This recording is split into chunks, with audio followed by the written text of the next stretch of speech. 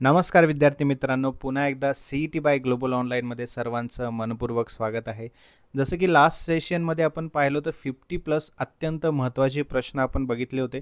हा त्याचा second part आहे. लॉजिकल रिझनिंग हा जो अत्यंत महत्त्वाचा युनिट आहे, ज्यामध्ये सगळ्यात जास्त प्रश्न विचारले जातात. सगळ्यात जास्त स्कोर वाढवणारा हा युनिट आहे. त्यावरती आपण पार्ट 2 आता बघणार आहोत. यामध्ये सुद्धा काही 50+ एक्सपेक्टेड MCQs आपण पाहणार आहोत, जे की तुमचे लॉजिकल रिझनिंगचे काही सब्जेक्ट्स ते कव्हर करतील. ठीक आहे, त्यामुळे सगळ्यांनी शेवटपर्यंत बघायचं आहे आणि जास्तीत जास्त शेअर करायचं आहे. येणाऱ्या महाराष्ट्र MBA CET साठी आपण नवीन कंप्लीट कोर्स घेऊन आलेलो आहोत. यामध्ये तुमच्याकडून पूर्ण तयारी करून घेतली जाणार आहे. एक्सपर्ट कडून तुम्हाला गायडन्स मिळणार आहे. लाईव्ह सेशन्स यामध्ये तुम्हाला मिळतील, ज्यामध्ये तुमचे पूर्ण कन्सेप्ट क्लिअर होतील. टॉपिक वाईज MCQs तुम्हाला मिळणार आहेत, जेणेकरून प्रत्येक टॉपिक बद्दल तुम्हाला डिटेल एक सोल्युशन मिळेल आणि डिटेल स्टडी तुम्हाला करता येईल. फुल सिलेबस नोट्स मिळणार आहेत तुम्हाला, जे की आपले पूर्ण युनिट्स आहेत त्यामध्ये कव्हर होतील. फुल सिलेबस मॉक टेस्ट सुद्धा तुम्हाला प्रोव्हाइड केले जातील, जेणेकरून तुम्ही जास्तीत जास्त मॉक टेस्ट द्याल, प्रॅक्टिस कराल आणि तुमचा कॉन्फिडन्स हा अत्यंत वाढणार आहे. फुल सिलेबस MCQ सिरीज सुद्धा तुम्हाला मिळणार आहे. ठीक आहे, यामध्ये याचं PDF फॉर्मॅटमध्ये तुम्हाला मिळेल, जेणेकरून तुम्ही कुठेही केव्हाही कधीही वाचू शकता आणि अभ्यास करू शकता. तर यासाठी नवीन बॅच जी आहे आपली 1 सप्टेंबर पासून सुरू होत आहे. आजच एनरोल करा. या नंबरवरती व्हॉट्सअप मेसेज किंवा व्हॉट्सअप कॉल करून तुम्ही हा कोर्स जॉईन करू शकता, किंवा ग्लोबल ऑनलाईनचे ऍप्लिकेशन डाउनलोड करा. ऍप्लिकेशनच्या थ्रू सुद्धा तुम्ही कोर्स जॉईन करू शकता. तर हा आहे तुमचा पहिला प्रश्न तुमच्या स्क्रीनवरती. बघा, लक्षात ठेवा, प्रत्येक वेळी तुम्हाला काय करायचं आहे, इंग्लिशमधूनच प्रॅक्टिस करावी लागेल, कारण आपल्याला कंपल्सरी आहे इंग्लिशमधूनच आपल्याला पेपर द्यायचा आहे, राईट. आता बघा, मी एक्सप्लेनेशन तुम्हाला मराठीतच करेन. प्रश्न सगळे किंवा कन्सेप्ट जे आहेत ते पूर्ण इंग्लिशमध्ये असणार आहेत. एक्सप्लेनेशन पूर्ण मराठीत असेल. पहिला प्रश्न काय म्हणतोय, in a family ABCDEF A and B are married. ठीक आहे, A इज अ मेल. म्हणजे बघा, मी एक चार्ट तयार करतो, त्याच चार्टप्रमाणे तुम्हालाही करायचं आणि तसंच तुम्हाला सॉल्व्ह करायचं बरं का पुढे सुद्धा. A आणि B नवरा बायको आहेत. A त्यामध्ये मेल आहे, म्हणजे A कोण झाला, हजबंड झाला, राईट. आणि त्याची बायको B ही कोण झाली, वाईफ झाली. H म्हणजे हजबंड, W म्हणजे वाईफ. ठीक आहे. C is a A's brother. आता ब्रदर म्हटलं तर एका फॅमिलीमधली ती ओळ झाली, मग त्यामुळे Aच्याच बाजूला मी घेतो C कोण आहे, ब्रदर आहे, राईट. C कोण आहे, ब्रदर आहे. C is a A's brother. त्यानंतर पुढे D is a C's daughter. D is a C's daughter म्हणजे C ची डॉटर कोण आहे, D. इथं लिहितो मी डॉटर. ठीक आहे. आता ब्रो आहे म्हणजे ब्रदर आहे म्हटल्यानंतर हे कोण झाले, हे झाले वडील, करेक्ट. आणि ही त्यांची मुलगी कोण, D. त्यानंतर E is a D's brother. आता एकाच ओळीत घ्यावं लागेल ब्रदर म्हटल्यानंतर. आता इथे E घेतो. E कोण आहे, भाऊ आहे. कोणाचा, Dचा. सो D आणि E हे कोण झाले, भाऊ आणि बहीण, राईट. भाऊ बहीण झाले. F is a age mother. आता या दोघाचीही आई, याला मी खाली घेतो. ठीक आहे, या दोघाचीही आई कोण आहे, F आहे. ठीक आहे, या दोघाचीही आई F आहे. आपल्याला प्रश्न विचारला आहे की ईचं आणि बीचं काय relation, what is the relation of ईचं बी सोबत नातं काय. ई कुठे आहे, इथे. ईचं नातं, ठीक आहे, बीशी काय आहे, आलं लक्षात. ईचं नातं बी सोबत काय आहे. आता ई कोण आहे, सीची नाही, सॉरी, सीचा मुलगा आहे, तो ब्रदर आहे नाही का. सीचा मुलगा आहे म्हणजे आपल्या वडिलांचा भाऊ, हे कोण झालं, काका. आणि काकाची बायको कोण झालं, काकी, करेक्ट. मग ईचं रिलेशन विचारलं ना आपल्याला, ईचं रिलेशन विचारलं. मग ईचं रिलेशन बी सोबत काय झालं. आता काकीचं हे ई कोण होणार, पुतण्या, राईट. मग नेफ्यू हे करेक्ट आन्सर येणार आहे. काय येणार आहे, नेफ्यू हे करेक्ट आन्सर येणार आहे. काकीसाठी ई कोण आहे, नेफ्यू म्हणजेच पुतण्या. ठीक आहे. अशाच प्रकारे चार्ट बनवायचं तुम्हाला. या प्रकारे एकाखाली एक घ्यायचा आहे.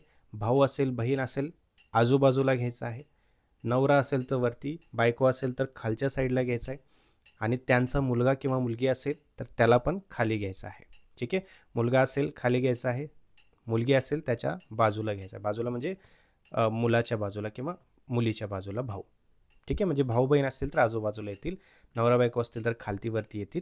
ठीक आहे. अशा प्रकारे मग तुम्हाला व्यवस्थितपणे कळेल की कसं सोडवायचं आहे. पुढचा प्रश्न बघा, म्हणजे आणखीन चांगल्या पद्धतीने कळेल. पुढचा प्रश्न बघा, ए आणि B. A is a brother of B. B married to C. Okay. A आणि बी हे कोण आहेत? ब्रदर अँड सिस्टर आहेत. Right.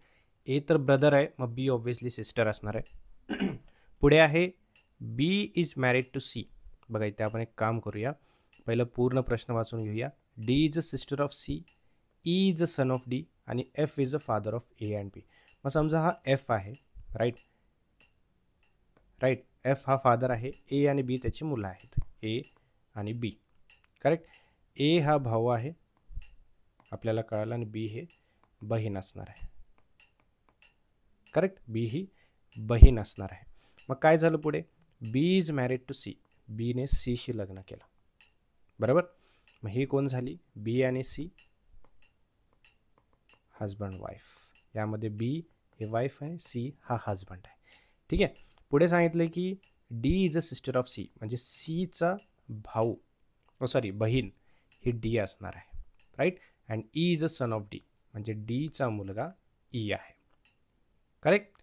F is a father of A and B, हे तर आपण केलेलं आहे. मग what is the relation of E and A? हा ई आणि हा ए या दोघांचं रिलेशन काय आहे असं विचारलेलं आहे. ठीक आहे. तर आपल्या बहिणीचा नवरा म्हणजे कोण? आपले भाऊजी. भाऊजींची बहीण आणि त्यांचा मुलगा हा आपला कोण झाला? ऑब्व्हियसली आपला हा कोण झाला? कझिन कन्सिडर केला जाईल. ठीक आहे. आपला हा कझिन कन्सिडर केला जाईल किंवा त्यालाच आपण चुलत भाऊ कन्सिडर करू शकतो. आलं लक्षात? सोपं होतं. पुढचा प्रश्न बघा. A is a female. ठीक आहे. मॅरिड टू बी म्हणजे male. C is a A's brother, म्हणजे सी सुद्धा मेल आहे. ठीक आहे. डी इज सीज वाईफ, म्हणजे डी हे फिमेल आहे. ठीक आहे. आणि सी हा मेल आहे, हे तर लिहिले आपण. ई इज देअर सन, म्हणजे हा मेल आहे. आणि F is a is sister, female आहे. ठीक आहे. एफ आणि एचं रिलेशन सांगायचं आहे. बघा एक एक गोष्टी कव्हर करूया. ए फिमेल मॅरिड टू बी है ना. ए फिमेल म्हणजे बी ने एशी लग्न केलं. बी हा हजबंड आहे, ए ही वाईफ आहे. करेक्ट. त्यानंतर C is a A's brother. एचा भाऊ कोण आहे? सी. ह्याला आपण ब्रदर कन्सिडर करूया. D is a C's wife. याने लग्न केलं डी सोबत, ही झाली वाईफ, हा झाला husband. Correct. E is their son. सी आणि डीचा मुलगा आहे कोण? ई. हा कोण आहे? सन. राईट. त्यानंतर एफ इज इज सिस्टर, म्हणजे एफ जी आहे ही त्याची कोण आहे? सिस्टर आहे. राईट. म्हणजे ई आणि एफ हे कोण आहेत? भाऊ आणि बहीण, भाऊ बहीण आहेत. मग आपल्याला पुढे सांगितलं आहे की एफ आणि एचं रिलेशन काय आहे, म्हणजे एफ आणि ए यांचं रिलेशन काय आहे. आता एफ जी आहे मुलगी आहे आपल्या वडिलांची, म्हणजे सीची बहीण. बरोबर ना. आपल्या वडिलांची बहीण कोण आहे? आपली आत्या असणार आहे. बरोबर. मग एफ हे एचे कोण झालं? भाचा झाला. समजलं. त्यामुळे ऑप्शन बी नीस हे करेक्ट आन्सर आहे. आलं लक्षात? नीस हे करेक्ट आन्सर आहे. माझ्या भावाची मुलगी कोण आहे? माझी भाची आहे. आलं लक्षात? पुढचा प्रश्न बघा. एक गोष्ट लक्षात ठेवा. ठीक आहे. जसं जसं टेबल खाली जातो तसं तसं तुम्ही एक एक गोष्ट खाली घेत जा. जसं की आता वडील आहेत तर वरती येणार है ना. वडील आहेत म्हणजे समजा हजबंड आहे. राईट. त्याची वाईफ खाली येणार, त्यांचा मुलगा खाली येणार, सन किंवा डॉटर. राईट. त्यांचं लग्न झालं असेल किंवा त्यांचा भाऊ असेल तर साईडला येणार. ठीक आहे. इथे पण वाईफचा भाऊ असेल तर साईडला येणार, हजबंडचा भाऊ असेल तर साईडला येणार. म्हणजे ते एका फॅमिलीमध्ये झाले, हे एका फॅमिलीमध्ये आणि हे एका फॅमिलीमध्ये. करेक्ट. आलं लक्षात? हे असं चार्ट तुम्ही बनवाल तर तुम्हाला खूप सोपं जाईल. आता बघा पुढचा प्रश्न काय विचारतो आहे इथे, की आपल्याला विचारलंय in a family of ABCDEF A is a son of F. ठीक आहे, ए कोण आहे, एफचा सन आहे. करेक्ट, ए कोण आहे, एफचा सन आहे. मग हे मदर सुद्धा असू शकते, फादर सुद्धा असू शकतं, काही सांगता येत नाही. ठीक आहे, पुढे बघा, बी इज अ एज वाईफ. बी ही ए ची वाईफ आहे, म्हणजे ए कोण आहे, हजबंड आहे, आणि बी कोण आहे, वाईफ आहे. Correct. C is a A's brother. C कोण आहे, एचा ब्रदर आहे, म्हणजे इथे बाजूला घ्यायला लागेल आपल्याला, है ना, बाजूला घ्यायला लागेल. आता इथं ब्रदरचं BRO मी शॉर्ट फॉर्ममध्ये लिहितो, काय हरकत नाही, ब्रदर म्हणून समजून जा. ठीक आहे, सी आणि ए कोण झाले, बहीण भाऊ असू शकतात. करेक्ट. मग सी हा ब्रदर आहे. त्यानंतर पुढे बघा, D is a C's daughter. D हे सीची डॉटर आहे. करेक्ट. आणि ई हा डीचा भाऊ आहे. करेक्ट. डी हा सीचा भाऊ आहे. आलं का लक्षात. मग आता आपल्याला विचारलं की बी आणि ईचं काय रिलेशन आहे, म्हणजे इथे बी आणि इथे ईचं काय रिलेशन आहे. पहिली गोष्ट तर हा भाऊ आहे, सी कोण आहे, भाऊ आहे, म्हणजे हे कोणा, हे ईचे कोण झाले, वडील झाले, है ना. कारण आपल्याला सांगितलं की सी कुठे गेलं, हां, सी हे एचा भाऊ आहे, बरोबर. आणि डी म्हणजे हे सीची मुलगी आहे, आणि हिचा भाऊ ई आहे, म्हणजे हे बहीण भाऊ असल्यामुळे सी कोण झाले, त्यांचे दोघांचेही वडील झाले. मग आपल्या वडिलांचा भाऊ कोण, ए, म्हणजे तो काका, आणि त्याची वाईफ कोण झाली, काकी झाली. कोण झाली, काकी झाली, बरोबर. त्यामुळे राईट आन्सर झालं आपलं बी, आंट. आलं लक्षात. बी आन्सर आपलं करेक्ट आहे, आंट. आलं लक्षात. कारण काकाची वाईफ ही ऑब्व्हियसली कोण येते, काकी येते. काकी आणि पुतण्याचं इथं रिलेशन येणार आहे. मग बीचं रिलेशन ई सोबत काय आहे हे विचारले. मग आपल्याला बीचं रिलेशन सांगायचं. बी कोण आहे, काकी आहे. ठीक आहे. ईचं रिलेशन काय आहे असं आलं असतं तर आपण नेफ्यू दिलं असतं. नेफ्यू तर ऑप्शनमध्ये नाहीच आहे, बट असतं तर आपण नेफ्यू दिलं असतं. आपल्याला जर ईचं रिलेशन बी सोबत विचारलं असतं तर. बीचं विचारले, त्यामुळे आंट हे उत्तर करेक्ट येतं. पुढील प्रश्न बघा, A and B are married. ठीक आहे. बी इज अ फिमेल, म्हणजे हे बी कोण असणार आहे, वाईफ असणार आहे, आणि ए कोण असणार आहे, हजबंड असणार आहे. Right, husband wife.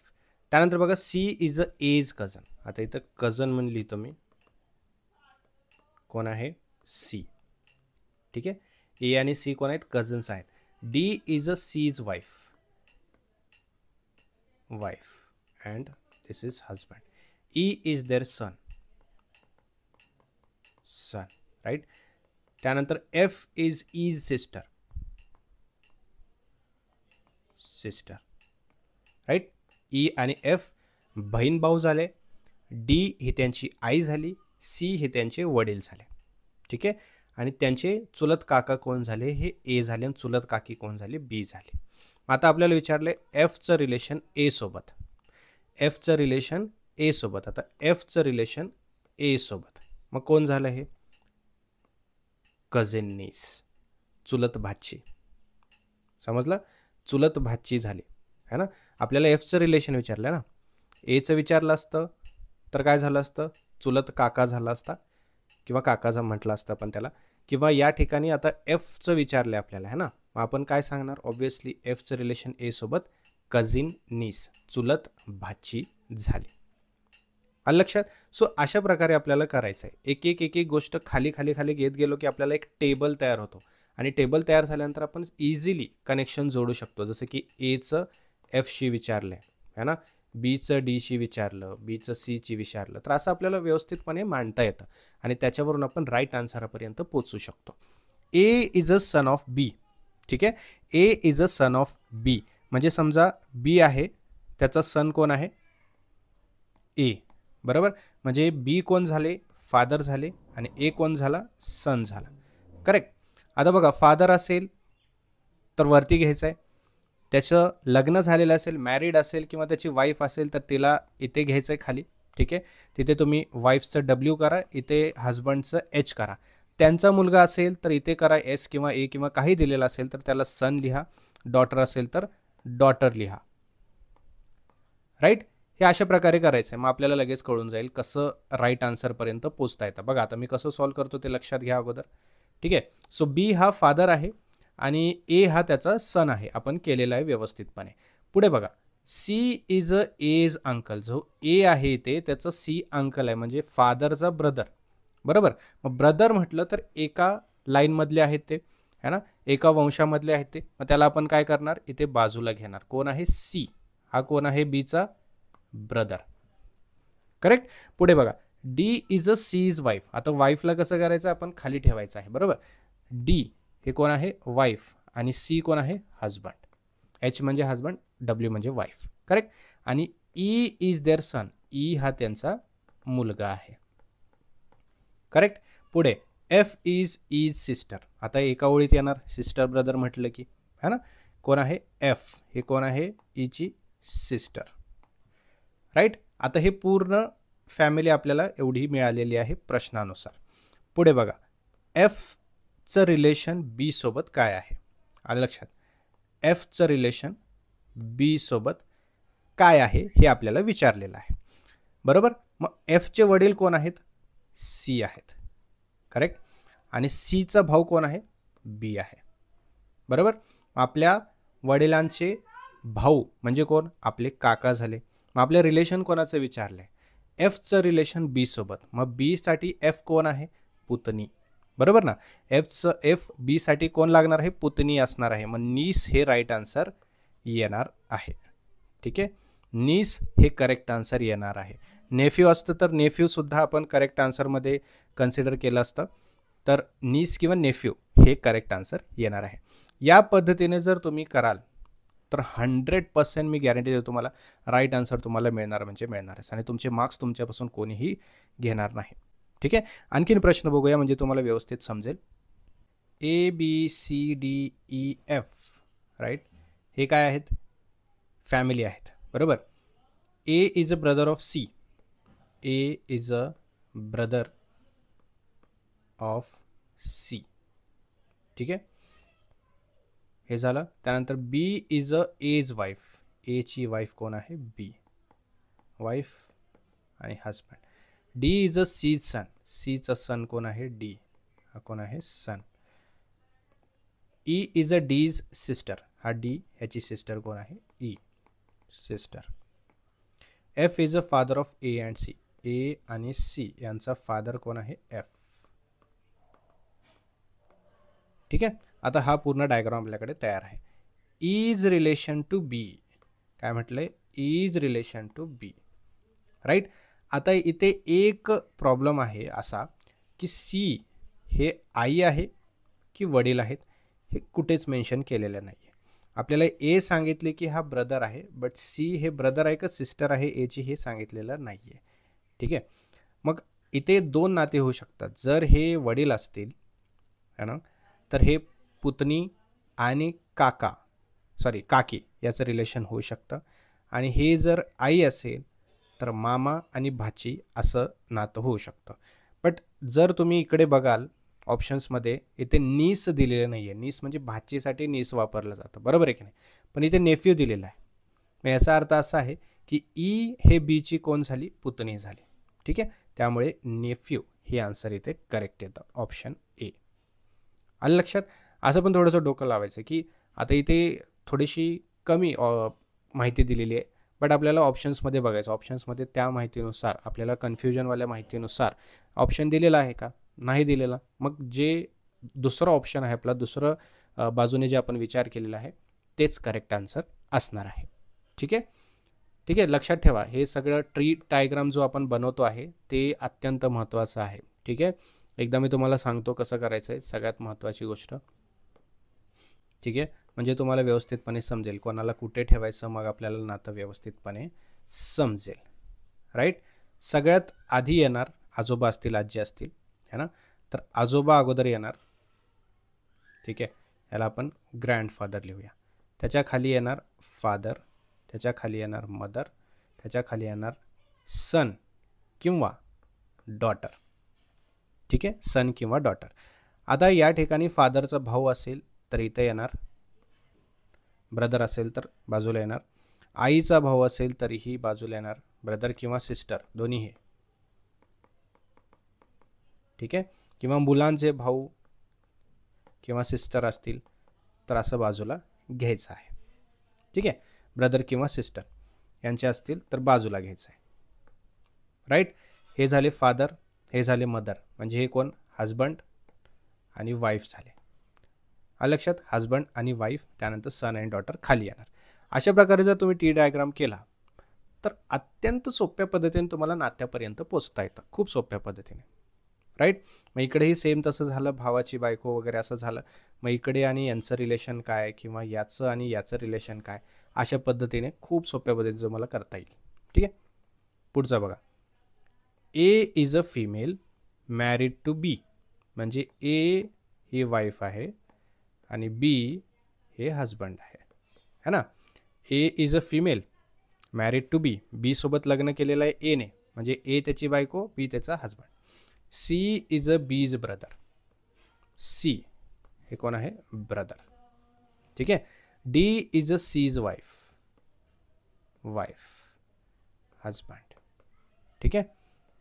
E is their only son, E son. F is wife, F जे आहे ते ईची वाईफ आहे, ठीक आहे. आणि हा हजबंड आहे. मग एफचं एशी रिलेशन काय आहे, एफचं कोणाशी, एशी रिलेशन काय आहे. नाव बघा, फॉर एक्झाम्पल हे ई हे मी आहे असं समजा, ठीक आहे. निहाल सर आहेत, निहाल सरांची वाईफ एफ, करेक्ट. मग माझे वडील जे आहेत ते कोण आहेत, सी, राईट. यांचे भाऊ माझे कोण लागणार, काका, राईट. आणि त्यांची वाईफ कोण लागणार, काकी. मग माझे काका काकी ते माझ्या वाईफचे कोण लागणार, काका काकीच लागणार. मग याचा अर्थ काकी आणि पुतणे बाय मॅरेज, बाय मॅरेज आहे बरं का, हे सख्खे आहेत का नाही, बाय मॅरेज ते नातं जुडलेलं आहे. सो काकी आणि पुतणी असा त्याचा अर्थ होतो. आता एफचं रिलेशन ए सोबत काय असणार आहे, पुतणी, म्हणजे ऑप्शन बी, नीस बाय मॅरेज.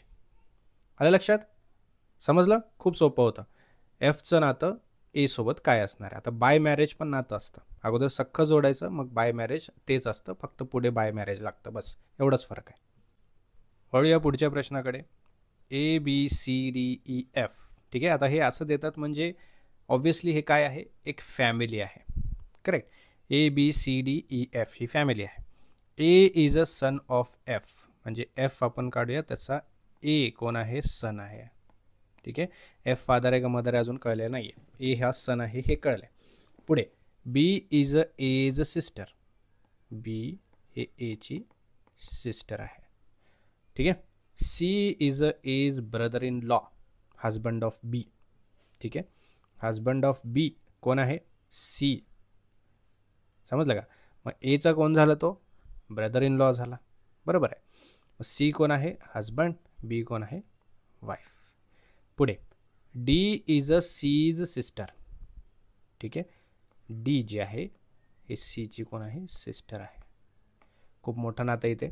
आता ई इज अ डीज सन, डीचा मुलगा कोण आहे, ई आहे, खूप मोठं नातं दिलेलं आहे नाही का. तर ईचं रिलेशन एफ सोबत काय आहे, ईचं रिलेशन कुठे गेला, एफ सोबत काय आहे. तर यामध्ये ई हा एफचा नातू लागला पाहिजे, कोण लागला पाहिजे, ग्रँडसन लागला पाहिजे. अलग लक्षात का, कारण बघा ए हा त्याचा मुलगा आहे, ठीक आहे. आणि बी ही त्याची मुलगी आहे किंवा तिची मुलगी आहे. इथे मेन्शन केलेलं नाही आहे मेल आहे की फिमेल आहे, राईट. त्यामुळे आपण हे दोन काय आहेत, ए आणि बी, मुलं मुली त्यांचे असं आपण कन्सिडर करूया, ठीक आहे. मग मुलीचा नवरा हा कोण लागणार आहे, हा सीचा, सी एफचा कोण लागणार आहे, जावई, करेक्ट. जावयाची बहीण आणि तिचा मुलगा ई, आलं लक्षात, तिचा मुलगा ई, म्हणजे जवळपास मुलगीच असं आपण समजतो, जावयाच्या बहिणीला आपण मुलगीच असं समजतो, आणि तिचा मुलगा म्हणजे आपला नातू आहे असं संबोधलं जातं. कारण बीचं रिलेशन ई सोबत जर म्हटलं तर हे बाय मॅरेज लागलेलं आहे, बरोबर ना. आणि त्यामुळे हे लांबचं नातू असल्यासारखं आपण कन्सिडर करणार आहोत, पण नातू आहे हे महत्त्वाचं या ठिकाणी, ठीक आहे. नातू हे त्याचा राईट आन्सर येणार आहे. पुढे A is a male, he is a sister of B, sorry he has a sister B. ठीक आहे, ए मेल आहे आणि बी त्याची सिस्टर आहे. ठीक आहे, right. C is their mother, या दोघांचीही आई कोण आहे? सी. ठीक आहे. D is A's uncle.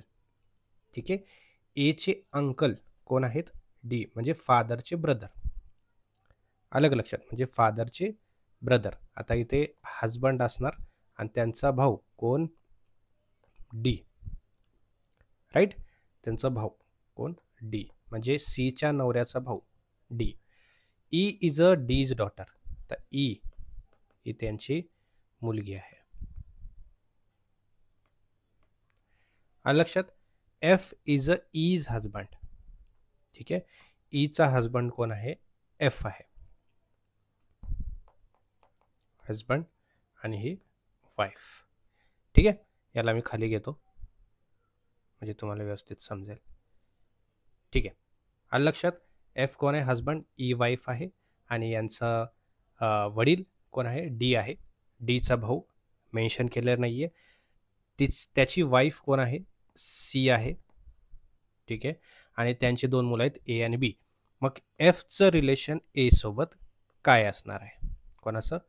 एफचं relation ए सोबत. पहिली गोष्ट तर ए साठी डी हे कोण आहेत? तर काका आहेत. राईट, काकांची मुलगी म्हणजे चुलत बहीण. राईट, चुलत बहीण कोण आहे? ई. ए ची ई कोण आहे? चुलत बहीण. राईट, आता एफ कोण आहे? चुलत बहिणीचा नवरा. राईट, मग बहिणीचा नवरा कोण होतो? आपले भाऊजी होतात. भाऊजी म्हणजे ब्रदर इन लॉ. बहीण कोण आहे? चुलत बहीण आहे, कझिन आहे. मग याचा अर्थ काय? Cousin brother in law. आलं लक्षात? कझिन ब्रदर इन लॉ, अशा प्रकारे याचं उत्तर येतं. समजलं? सो हे ट्रिक्स जे आपण यूज करतोय, हे ट्रिक्स जे आपण वापरलेले आहेत, अत्यंत महत्त्वाचे ट्रिक्स आहेत.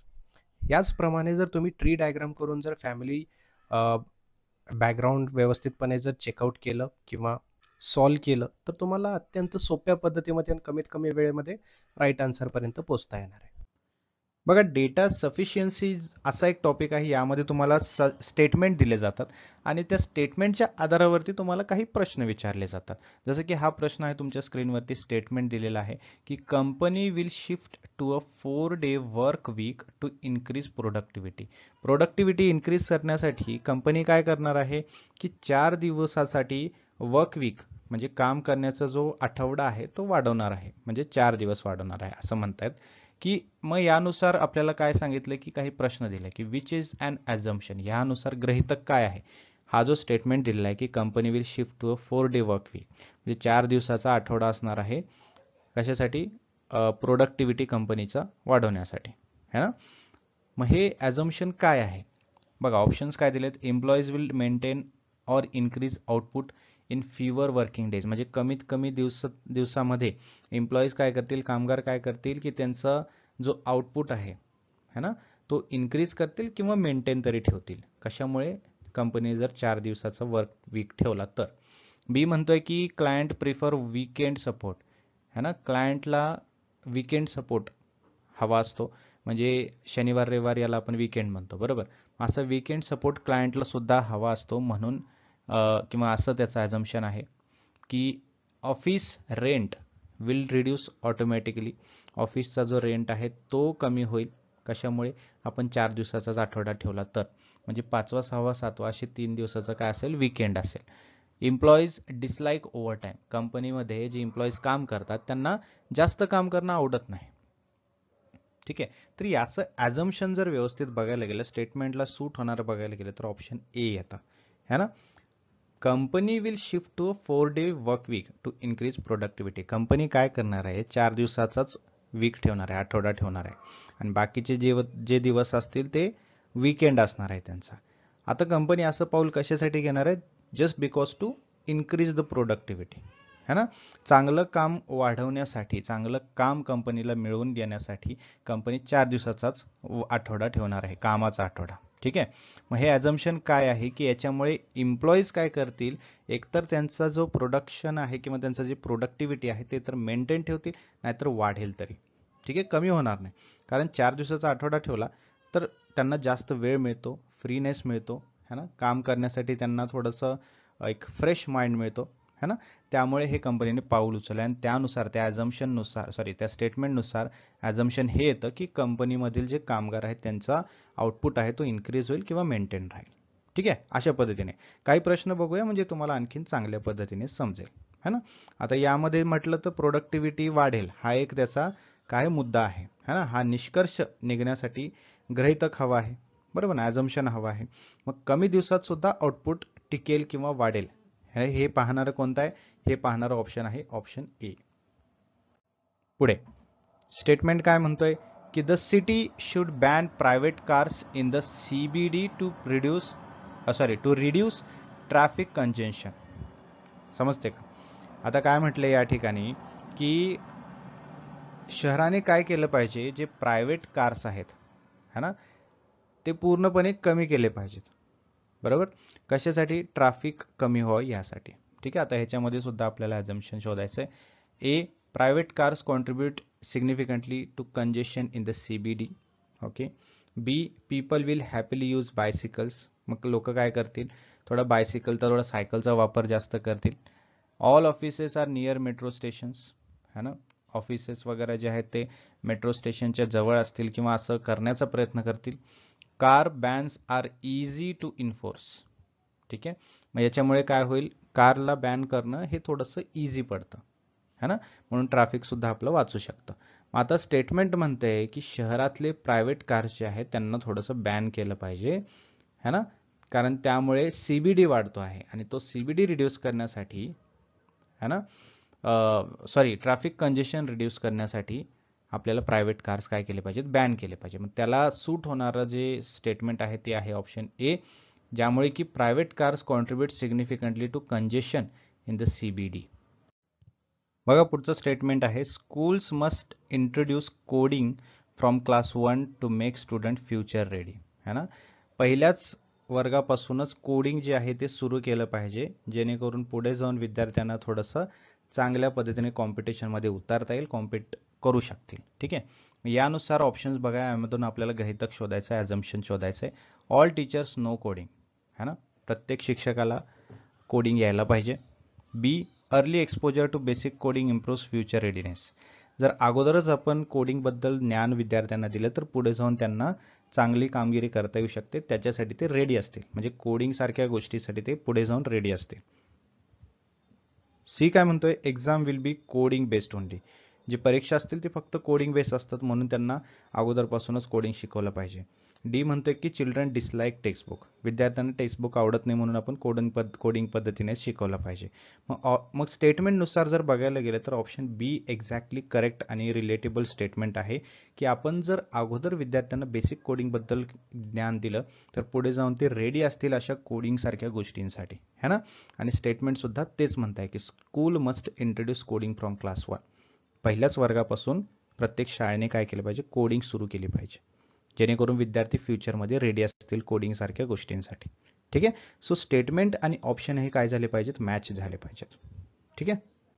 पुढे स्टेटमेंट काय म्हणतंय, government should subsidize rooftop solar to cut household electricity bills. Okay.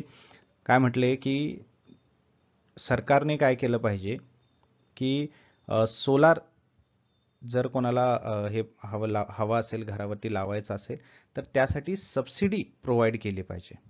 ठीक आहे. जेणेकरून काय होईल, इलेक्ट्रिसिटी बिल सुद्धा लोकांचं वाचेल. मग यानुसार जर बघायला गेलं तर स्टेटमेंट कुठला मॅच होत आहे. A, panels look aesthetically good. B, every roof is south facing. C, people like green energy for prestige. And D, rooftop solar meaningfully reduce household bills. है ना. तर हे स्टेटमेंट 4 जे आहे ते करेक्टली मॅच होत आहे, कारण स्टेटमेंट 4 म्हणते की रूफटॉप सोलार जे आहे म्हणजे वरती जे सोलार सिस्टीम लावलेली असते छतावरती, ते काय करतं, आपल्या घराचं बिल जे आहे, हाऊस होल्ड बिल त्याला म्हणतो आपण, जसं की इलेक्ट्रिसिटी बिल त्यामध्ये येतं, हे बिल्स कमी करण्यामध्ये उपयुक्त ठरेल. बरोबर, आणि तेच स्टेटमेंट सुद्धा म्हणत आहे. पुढचा जो प्रश्न आहे तो आहे इन्फरन्स आणि कन्क्लुजन, म्हणजे निष्कर्ष बेसवरती असणार आहे. 2 स्टेटमेंट दिलेली असतील तुम्हाला, त्यावरून कुठला बरोबर ऑप्शन्सला फॉलो करतो किंवा ऑप्शन्स त्या स्टेटमेंटला फॉलो करतो हे आपल्याला सांगायचं असतं. बघा स्टेटमेंट काय आहेत अगोदर लक्षात घ्या. All trekkers in the group carry water bottle. प्रत्येक ट्रेकर जो आहे, ट्रेकिंगला जाताना जे लोक ट्रेक करतात त्यांना ट्रेकर्स म्हणतो आपण, ते सगळे ट्रेकर्स काय करत आहेत, स्वतःच्या बॅगमध्ये पाणी बॉटल ठेवत असतात. There are some trekkers in the group. ग्रुपमध्ये काही ट्रेकर्स सुद्धा आहेत. मग व्हॉट फॉलोज, मग कुठलं ऑप्शन है ना ह्या स्टेटमेंट्सशी निगडीत आहे किंवा संबंधित आहे. ए, सम बॉटल कॅरीज आर ट्रेकर्स. जे काही लोक असे आहेत जे बाटल्या घेऊन किंवा बाटल्या कॅरी करतात, ट्रेकर्सच आहेत.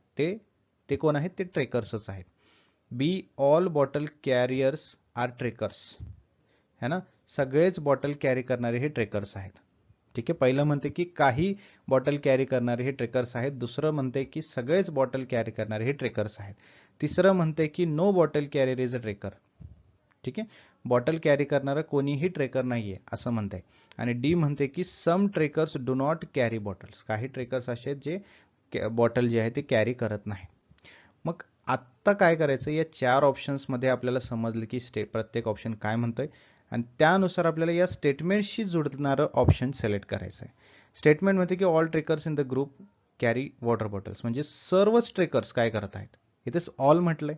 ऑल म्हटलं की काय झालं, सर्व आलं, है ना. सम म्हटलं की काय आलं, काही आलं. मग काहीचा अर्थ असा असतो की काही आहेत, काही नाहीत. ठीक आहे, आणि ऑल म्हटलं की सर्वच आहेत, म्हणजे सर्व आहेतच असं आहे किंवा सर्व नाहीतच असं आहे. मग all trekkers in the group carry water bottle, म्हणजे सगळेच ट्रेकर्स वॉटर बॉटल कॅरी करतायत, राईट. आणि there are some trekkers in the group, आणि काही त्यामध्ये ट्रेकर्स आहेत. ठीक आहे, काही ट्रेकर्स नसूही शकतात, बट काही ट्रेकर्स असूही शकतात. मग काही ट्रेकर्स जे आहेत ते सर्व ट्रेकर्स कॅरी करतात वॉटर बॉटल. ठीक आहे, मग त्यानुसार बघायला गेलं तर ऑप्शन बी एक्झॅक्टली करेक्ट उत्तर आहे की all bottle carriers are trekkers, म्हणजे सगळेच बॉटल कॅरी करणारे लोक कोण आहेत, ट्रेकर्स आहेत. बरोबर ना. एकतर इथे ग्रुप आहे समजा, त्यामध्ये काही ट्रेकर्स आहेत आणि काही अदर्स आहेत. अदर्स म्हणजे ते काही असू शकतात, बट यामध्ये जितके सारे लोक आहेत ते सर्व ट्रेकर्स आहेत आणि ते सर्वच काय करतात, वॉटर बॉटल जे आहेत कॅरी करतात. ठीक आहे, त्यामुळे हे सर्वच काय झालं, हे ऑल झालं. All trekkers carry water bottle, है ना. मग त्यानुसार आपल्याला स्टेटमेंट बी जे आहे ते करेक्ट मॅच होणारं स्टेटमेंट दिसत आहे. बघा आणखीन प्रश्न बघा, म्हणजे तुम्हाला व्यवस्थितपणे समजेल की कसं उत्तरापर्यंत पोहोचलो आपण. स्टेटमेंट बघा अगोदर. पहिला म्हणतोय की नो टॅबलेट्स आर डेस्कटॉप. ठीक आहे, no tablets are desktop. Tablets जे आहेत ते डेस्कटॉप नाहीत. Some computers are tablets. काही कॉम्प्युटर्स हे टॅबलेट्स आहेत. ठीक आहे, असं म्हटलेलं आहे. मग कन्क्लुजन काय निघतं त्याच्यावरून, सम कॉम्प्युटर्स आर डेस्कटॉप, म्हणजे काही कॉम्प्युटर्स हे डेस्कटॉप आहेत का. B, some computers are not desktop. काही कॉम्प्युटर्स हे डेस्कटॉप नाहीत. All computers are desktop. Some computers are tablet म्हटलं नाहीत आणि नो टॅबलेट्स आर डेस्कटॉप, त्यानुसार ऑल कॉम्प्युटर्स आर डेस्कटॉप. की D, no desktop or computers. So right answer आहे option B, some computers are not desktop. का, कारण no tablets are desktop म्हटलं तर याच्याशी संबंधित आपल्याला इथे काही बघायला मिळत नाहीये, टॅबलेटचा इथं संबंधच नाही, राईट.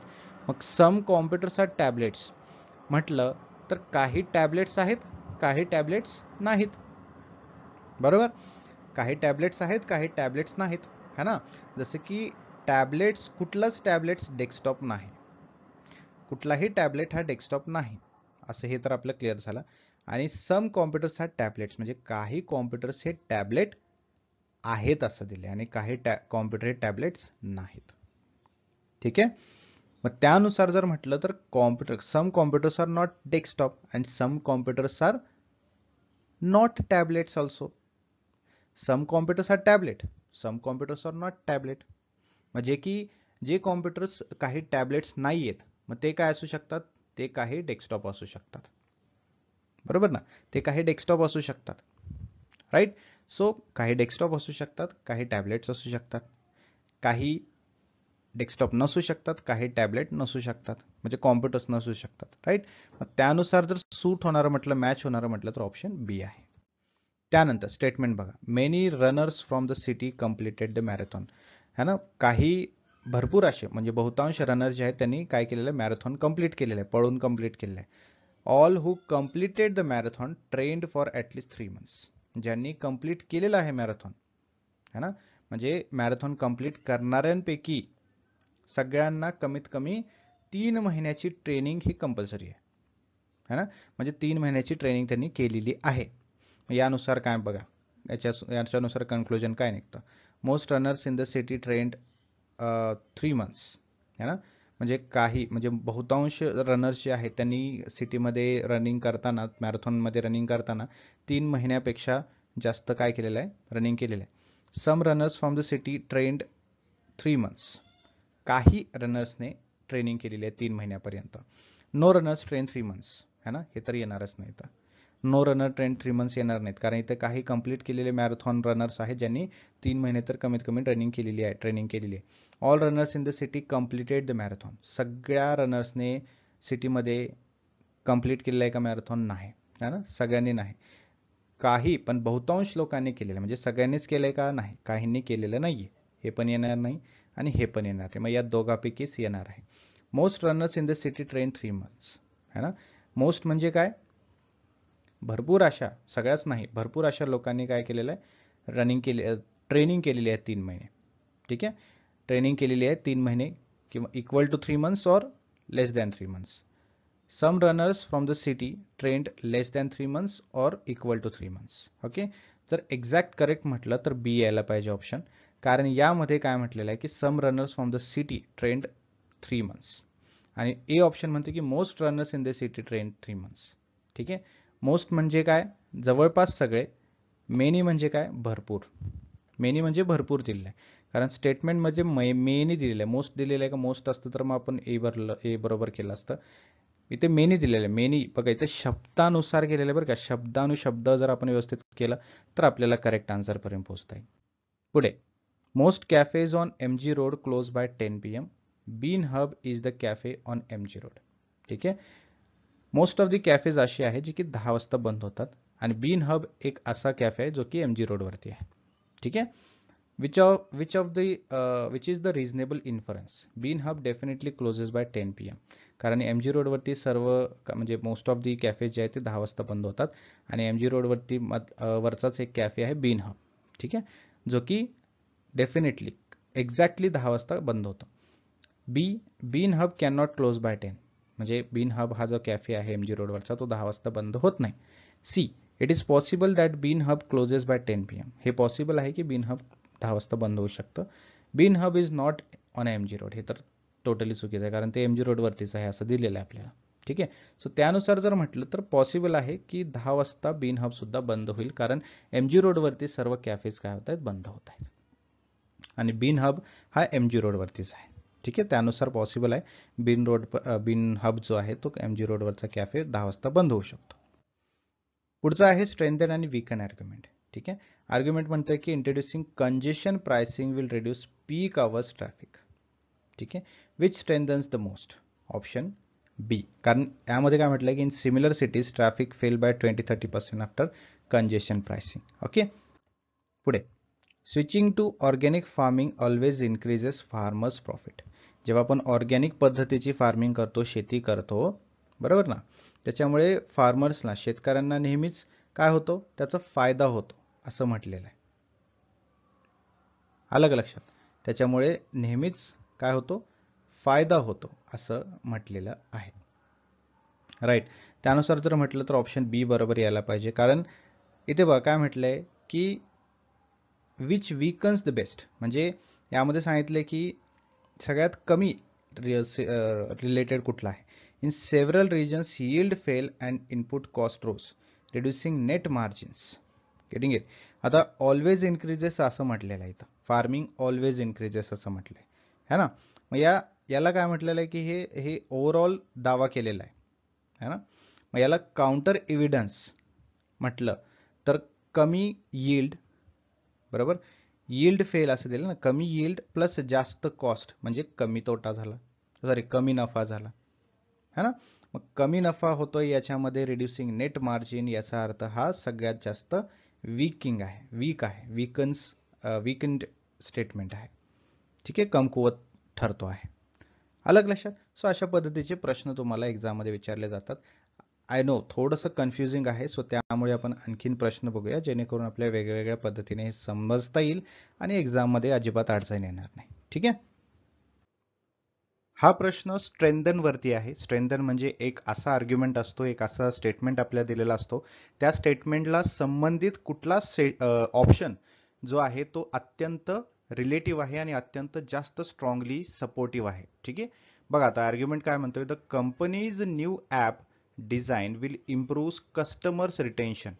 आता कंपनीचं जे नवीन ॲपची डिझाईन आहे ते काय करेल, कस्टमरचे रिटेन्शन आहेत म्हणजे कस्टमरचा जो फोकस आहे, कस्टमरचा जो यूज आहे त्या ॲप्लिकेशनवरती तो वाढेल. ठीक आहे. मग अशा स्टेटमेंटला संबंधित किंवा सपोर्ट करणारा असा कुठला ऑप्शन आहे जो की स्ट्रॉंगली सपोर्ट करत आहे. बरोबर. The UI uses trendy colours. ठीक आहे. दी UI जे आहे त्याच्यामध्ये तो काही ट्रेंडी कलर्स म्हणजे जे जास्तीत जास्त आता मार्केटमध्ये चालत आहे तशा कलरमध्ये, तशा डिझाईनमध्ये तो बनवलेला आहे. बी, an A or B test on 50,000 users showed 12% extra plus 12% म्हणजे 12% जास्त 90 days retention versus old app. म्हणजे मागील ॲपच्या संबंधित जर आपण कम्पेअर केलं तर या डिझाईनमध्ये 12% जास्त काय झालेलं आहे, रिटेन्शन वाढलेलं आहे असं दिलेलं आहे. ठीक आहे. The app icon was designed. Icon जो आहे ॲपचा, जो आपल्याला डायरेक्टली दिसतो, तो डिझाईन केलेला आहे, नवीन पद्धतीने डिझाईन केलेला आहे. आणि D, competitors have similar features. आणि कॉम्पिटिटर्समध्ये जसे सिमिलर हे आहेत, काय म्हणतात त्याला, फीचर्स आहेत, तसेच या ॲपमध्ये पण फीचर्स टाकलेले आहेत. ठीक आहे. तर संबंधित स्ट्रॉंगली त्या स्टेटमेंटला, त्या आर्ग्युमेंटला रिलेट करणारा जो स्टेटमेंट आहे तो आहे तुमचा ऑप्शन बी. कारण यामध्ये सांगितलं की 12%ने वाढ झालेली आहे रिटेन्शनमध्ये. मागील 90 दिवसामध्ये काय झालं होतं की 50,000 लोकांवरती हा टेस्ट केला होता नवीन ॲप, त्यामध्ये 12% जास्त रिटेन्शन आपल्याला बघायला मिळालं आहे ओल्ड ॲपच्या कम्पॅरेटिव्हली. ठीक आहे. त्यामुळे बी ऑप्शन आपला करेक्ट येतो आहे. आलं लक्षात. पुढचा प्रश्न, opening more parks will significantly reduce city air pollution. जर आपण पार्क्स जास्तीत जास्त ओपन केले तर काय होईल, सिटीमधलं एअर पोल्युशन जो आहे तो कमी होईल. ठीक आहे. आता यामध्ये काय विचारलंय, वीकन्स द मोस्ट. या स्टेटमेंटला, या वाक्याला कोणता असा ऑप्शन आहे की तो जास्त वीक करतो. A, parks are good for recreation. Parks हे काय आहेत, रिक्रिएशन करण्यासाठी हे चांगली गोष्ट आहे, रिक्रिएट करण्यासाठी, पुन्हा निर्माण करण्यासाठी चांगली गोष्ट आहे. Major pollutants come from vehicles and industry.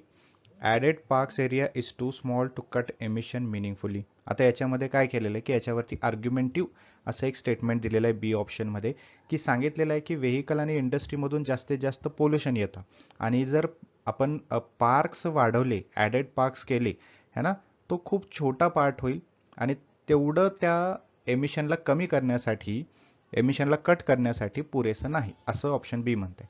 C, people love greenery. लोकांना ग्रीनरी जास्त आवडतं. की D, parks host weekend events. Parks हे फक्त वीकेंडसाठी असतं. तर यामध्ये सगळ्यात जास्त वीकन मोस्ट जो आहे त्याला आर्ग्युमेंटेटिव्ह जो आहे तो आहे ऑप्शन बी. पुढचा प्रश्न प्रॉब्लेम विथ दिलेला आहे, frequent ATM skimming frauds reported in the city. ठीक आहे. शहरामध्ये काय झालेलं आहे की जास्तीत जास्त आता ATM स्किमिंगचे फ्रॉड्स वाढत चाललेले आहेत. ठीक आहे. त्यामध्ये बघा काही दोन स्टेटमेंट दिले त्याच्या आधारावरती, install anti skimmer device and AI CCTV monitoring at ATMs. ATMच्या ठिकाणी AI असलेला CCTV फिट करा आणि अँटी स्किमर डिव्हाइसेस जे आहे ते इन्स्टॉल करा. Close all ATM after 8 PM. जे ATMs आहेत सगळे काय करा, 8च्या नंतर, रात्री 8च्या नंतर बंद करा. ठीक आहे. आता हा प्रॉब्लेम जो आहे त्याला दोन सोल्युशन दिलेले आहेत, तर कोणतं व्यवस्थितपणे फॉलो केलं पाहिजे. A, only one follows. B, only two follows. C, both follows, neither follows, म्हणजे कुठलंच नाही है ना. तर याचा राईट आन्सर आहे ऑप्शन ए, म्हणजे ओनली वन फॉलोज. कारण सर्व ATM 8 वाजता बंद केलं तर कोणाला इमर्जन्सी वगैरे लागू शकते है ना, इमर्जन्सीमध्ये सुद्धा ATMचा वापर करावा लागतो. सो 8 वाजता बंद करणं हे चुकीचा निर्णय आहे.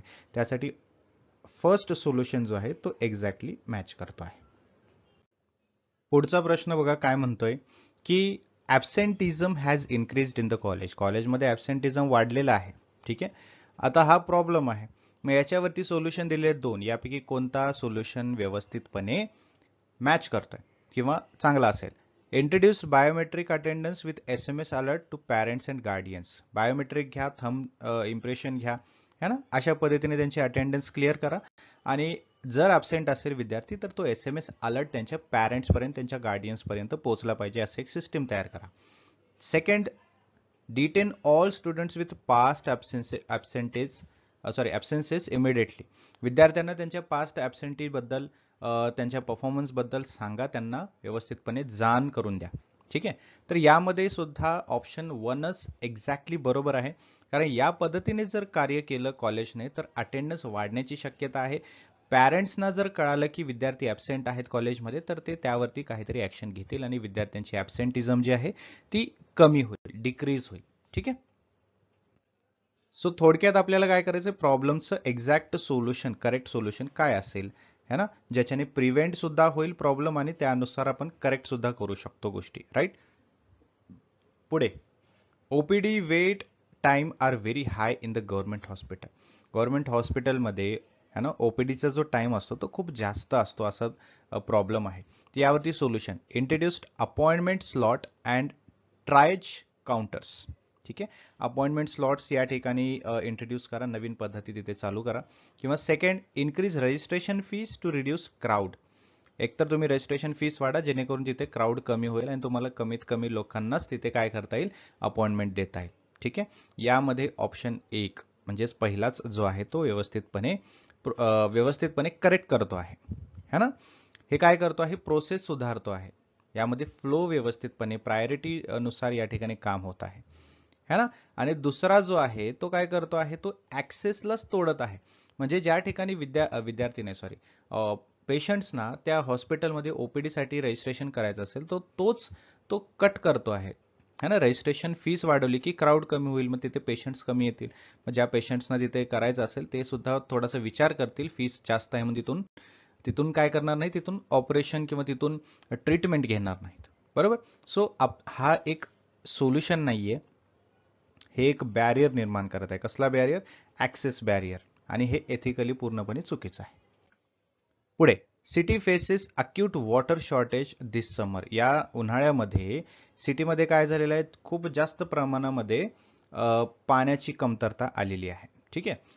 सोल्युशन 1 काय म्हणतोय की enforce water rationing, fix pipeline leak urgently. जर कुठे पाईपलाईन लीक असेल तर तो अर्जंटली सॉल्व्ह करा. ठीक आहे. किंवा सेकंड काय म्हणतोय की encourage residents to wash cars twice a week. लोकांना सांगा की कार जे तुम्ही धुता आहात ते आठवड्यातून 2दाच धुवा, ज्याच्यामुळे काय होईल, शॉर्टेज कमी होईल.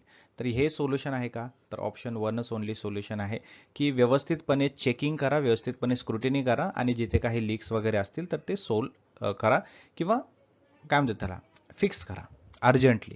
त्याच्याने काय होईल, सोल्युशन बरोबर सॉल्व्ह होईल. पुढे आहे कॉज अँड इफेक्ट, कारण आणि परिणाम पद्धतीचे हे प्रश्न आहेत. काही 2 ऑप्शन्स तुम्हाला दिलेले असतील, एक कारण असेल त्यामध्ये दुसरा असेल तो इफेक्ट असेल. ठीक आहे. यावरून तुम्हाला कारण आणि इफेक्ट काय आहे हे ओळखायचं आहे, किंवा दोन्ही बरोबर आहेत की डिपेंडेंट आहेत हे सर्व गोष्टी ओळखायच्या आहेत. बघा, पहिला आहे ए, क्रॉप यील्ड फेल शार्पली दिस इयर, है ना. यावर्षी काय झालेलं आहे, पीक थोडंसं कमी आलेलं आहे, खूप डाऊन झालेलं आहे. आणि त्यानंतर पुढे म्हणते की बी स्टेटमेंट म्हणतोय की प्रोलॉंग्ड deficit rainfall during monsoon. Monsoon या सीझनमध्ये काय झालेलं आहे, खूप कालांतरापर्यंत रेनफॉल पूर्णपणे कमी झालेला आहे. रेनफॉलचे जे प्रमाण आहे तो पूर्णपणे कमी झालेला आहे, है ना. आता यामध्ये इफेक्ट काय आहे, इफेक्ट आहे हा आणि त्याचं कॉज आहे हा. ठीक आहे. आता त्यानुसार ऑप्शन्स बघा, A is the cause, B is the effect, है ना. हे ए कॉज आहे, बी इफेक्ट आहे का, नाही. तर ऑप्शन ए इथे येत नाही. B is the cause, A is the effect, है ना. बी हे कॉज आहे, ए हे इफेक्ट आहे, हे बरोबर आहे. Both are independent. ठीक आहे. आणि both are effects of common cause, तर ऑप्शन बी बरोबर आहे. दोन्हीही इंडिपेंडेंट आहेत का, दोन्हीही इंडिपेंडेंट नाहीत, दोन्हीही डिपेंडंट आहेत, है ना. बी मुळे काय झालेलं आहे, ई हा फरक पडलेला आहे, ही ई हा इफेक्ट आलेला आहे. त्यामुळे इंडिपेंडेंट नाही, दोन्ही वेगळे नाही, दोन्हीही डिपेंडंट आहेत. त्यामुळे ऑप्शन सी सुद्धा चुकतो. आणि both are effects of a common cause, दोन्ही इफेक्ट आहेत का? नाही, एक इफेक्ट आहे, एक कॉज आहे. त्यामुळे ऑप्शन बी आपला करेक्ट येतो आहे. पुढे बघा, त्याचप्रमाणेच असं दिलेलं आहे, sales of umbrellas and raincoats went up. है ना, छत्री आणि रेनकोटचं जे सेल आहे, है ना, विक्री जी आहे ती वाढलेली आहे. बी काय म्हणतंय, the city recorded the heaviest rainfall in the decade. आता इथे काय आहे, हे कॉज आहे, हे सुद्धा इफेक्ट आहे, है ना. आता ऑप्शन्स बघूया. A is the cause and B is the effect. A is cause, B is effect. No, it's not correct. B is cause, A is effect, हे करेक्ट आहे. बोथ आर इंडिपेंडेंट आहेत, नाही. Both are effects of common use, no. Option बीच या ठिकाणी बरोबर येणार आहे.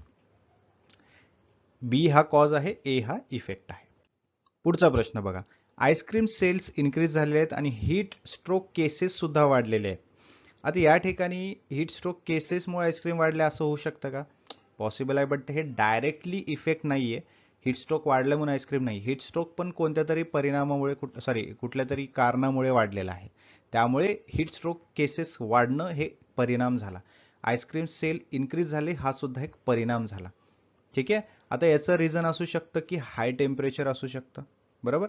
हाय टेम्परेचरमुळे काय झालेलं आहे, हीट स्ट्रोक केसेस वाढलेले आहेत आणि आईस्क्रीमचे सेल सुद्धा वाढले आहेत. त्यामुळे ऑप्शन ए सुद्धा येणार नाही, बी सुद्धा येणार नाही, सी सुद्धा येणार नाही. ऑप्शन डी येणार, कारण बोथ, दोन्हीही ए आणि बी हे एका कॉमन कॉजचे इफेक्ट आहे. दोन्हीही इफेक्ट आहेत आणि एखादा कॉमन कॉजमुळे, म्हणजे काय म्हणतात ना, त्याचा जो कारण आहे, है ना, त्याचा जो कारण आहे तो सिमिलर आहे, जो की हाय टेम्परेचर आहे.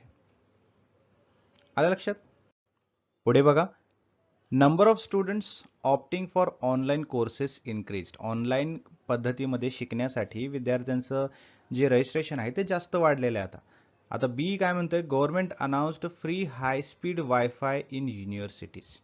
गव्हर्नमेंटने काय केलेलं आहे की फ्री वायफाय अनाऊन्स केलेलं आहे आता युनिव्हर्सिटीजमध्ये, राईट. मग हे काय आहे बघा, आता युनिव्हर्सिटीजमध्ये जर फ्री हाय स्पीड वायफाय जर गव्हर्नमेंटने अनाऊन्स केलेला आहे, तर ऑब्व्हियसली आहे ऑनलाईन कोर्सेससाठी या ठिकाणी नंबर ऑफ स्टुडंट्स जे आहेत यांचे एनरोलमेंट वाढणार आहे, बरोबर ना. तर यामध्ये बी जो आहे ऑनलाईन कोर्सेस, राईट, आणि ए जो आहे, ठीक आहे, जो की काय असणार आहे, इफेक्ट असणार आहे बीचा. बी हा कॉज आहे, कारण गव्हर्नमेंटने काय केलेलं आहे, फ्री हाय स्पीड विद्यार्थ्यांना देण्याचा प्रयत्न केलेला आहे, युनिव्हर्सिटीजला देण्याचा प्रयत्न केला आहे. त्याचा फायदा काय करू शकतात विद्यार्थी, ऑनलाईन कोर्सेसला अलॉटमेंट करू शकतात, करेक्ट. सो हा आहे तुमचा कॉज अँड इफेक्ट वाला प्रश्न. सो अशा पद्धतीचे प्रश्न एक्झाममध्ये विचारले जातात. ठीक आहे, ह्या गोष्टी लक्षात ठेवा आपण कसे केलेले आहेत.